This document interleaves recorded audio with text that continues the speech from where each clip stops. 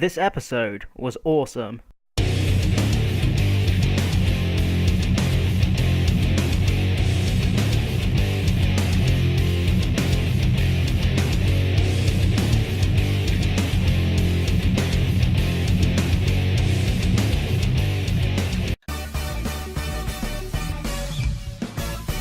Wow, what an episode for my first episode review. This one was crazy. I like the way this episode started with them showing Goku's death.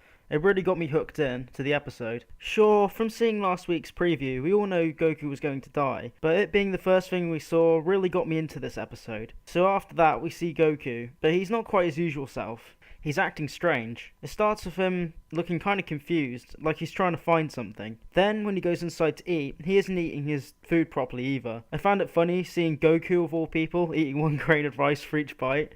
It made me chuckle a bit. So Gohan and Chi-Chi are obviously wondering what's going on, and they try to ask him what's up, but silly things get in the way and the episode continues. Something I also loved about this episode were the scenes with Vegeta training with Whis.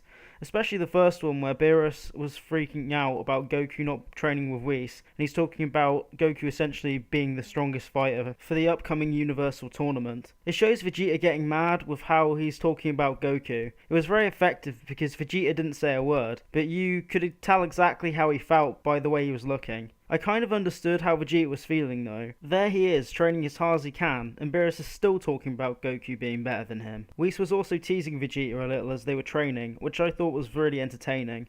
But from how Whis is acting, it makes me think that Whis is beginning to like Vegeta a bit more than Goku now. To me, it feels like Whis is hiding something from Vegeta that would help his training out.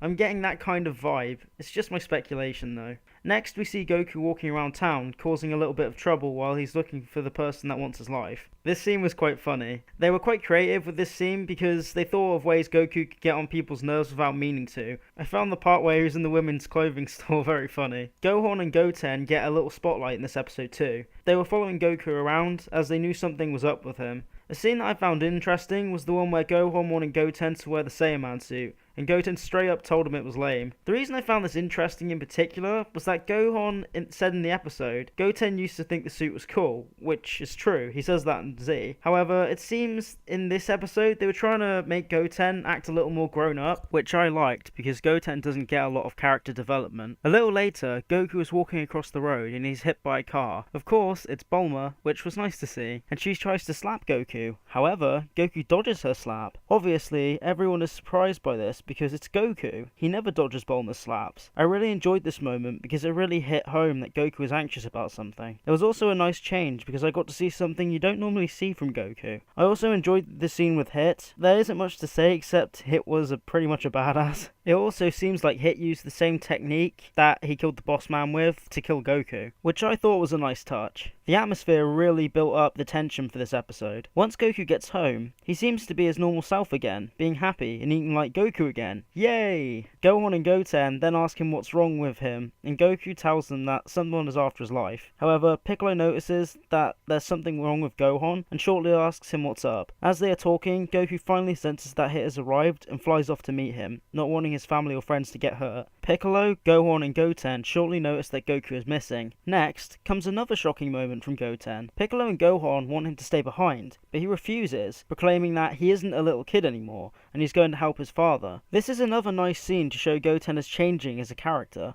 Then it goes back to Goku as he lands in the wilderness, looking for Hit. Knowing he is nearby, Goku powers up into Super Saiyan Blue. Hit is then shown behind Goku and says that if he were to disappear, he wouldn't kill him, which I found interesting. I didn't expect Hit to give Goku a chance to live. This shows that he must really like Goku. Goku obviously refuses, like we knew he would. Then Hit tells him to turn around, and that striking someone from behind means that he is accepting his death. I found this interesting because it shows that Hit likes to kill fighters in an honourable way, and with respect, which is a nice little insight into Hit's personality. Goku obviously turns around and pretty much tells him that he's not going down easily. Hit states that he will kill Goku with one painless strike, and Goku has a little dig at Hit about him saying that his time skip isn't going to work on him this time. Then Goku tries to attack Hit, but strangely, his attacks seem to be going straight through him like a ghost. This makes me wonder what kind of technique, or maybe even techniques, Hit has perfected, because it seems like at this point Goku can't even touch him for some reason. Goku, seeing that his physical strikes aren't working, tries to blast Hit with an energy attack, but just before he launches it, he's struck with a technique from Hit, and with a look of shock, Goku dies.